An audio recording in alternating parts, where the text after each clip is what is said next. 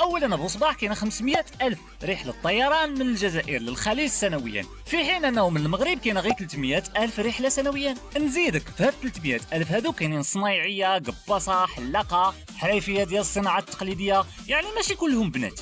اما في ال 500 ديالكم ما كاينينش رجال، حيت ما عندكمش حريفيه اصلا. يعني مقابل كل وحده مغربيه كيمشيو معاها 3 من خواتاتك للخليج، والمشكله هاد خواتاتك هادو غير كيوصلوا للخليج كيحيدوا التوب ديال لالجي وكيلبسوا التوب ديال المغربيات، والناس اللي تما راه عارفين هاد البلان. ما تيقتش ابو صباح، ها هي بنت بلادك تقولها لك. كل مروكيه نقول لكم علاه نقول مروكيه، باسكو علاه بنات الجزائر ماشي لازم يخرجوا بنات يشوهوا الصوره تاع الجزائر.